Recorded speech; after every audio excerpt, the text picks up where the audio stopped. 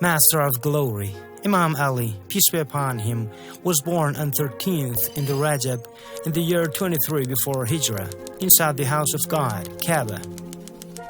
He is the immediate Imam after the last Prophet and the first man who believed in him. Ali bin Abi Talib was the cousin and son-in-law of Prophet Muhammad, who had expressed his love for the Prophet in the presence of Muslims on many occasions. Shia and Sunni listed many of his virtues, including the event of Laylatul Mabit, when polytheists wanted to attack the Prophet's house at night to kill him, but Imam Ali slept in his bed. The Prophet of Islam made a pact of brotherhood with him, participating in all battles along the Prophet, except Tabuk, because by the Prophet's order he was his deputy in Medina. Numerous signs of bravery in battles, Uhud, Khandaq and Khyber. The revelation of verses from the Quran in his dignity. The verses of Tathir and Mubahila, as well as verse 55th of Al-Ma'idah, and the beginning verses of Surah Al-Insan, according to the consensus of commentaries. The Prophet of Islam, after completing his last Hajj, announced to all his companions that this was the last Hajj, and after him, Ali bin Abi Talib would be the guardians and master of Muslims. But after his passing, the Saqifa Council, other caliphs were chosen by the council.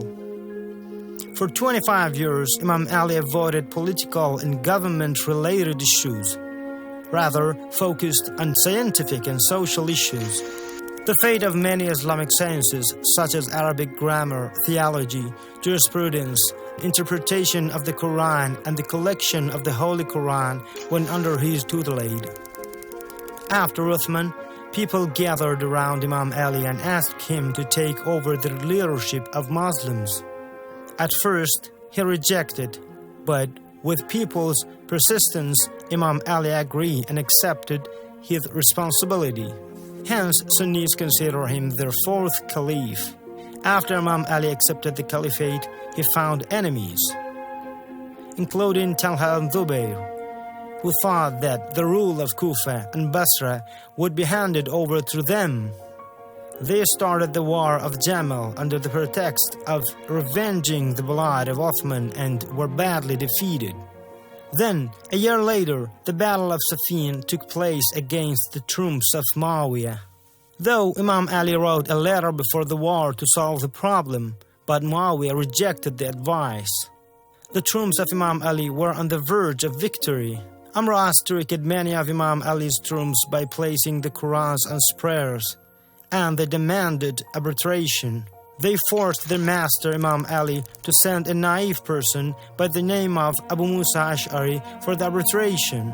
Amr Muawiyah's representative deceived the naive Abu Musa Ash'ari, and the arbitration ended in favor of Muawiyah. Those who forced the Imam to accept arbitration after seeing its bad effects criticized the Imam. This group, which later became known as Khawarij, went to war with Imam Ali and was defeated. Sadly, on the 19th of Ramadan in the year 40 after Hijrah, Imam Ali was murdered by the sword of Ibn Muljam Muradi, one of the Khawarij, while prostrating in the mosque of Kufa.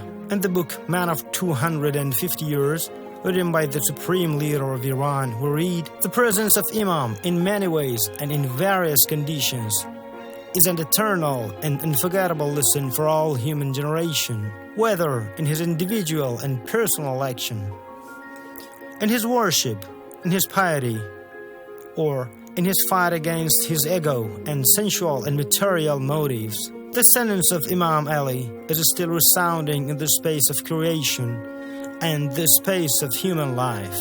O the world, O manifestation of the world, O attractive beauties, deceive someone other than Ali. Therefore, each and every awake person will find unforgettable lessons in the moments of Ali's life.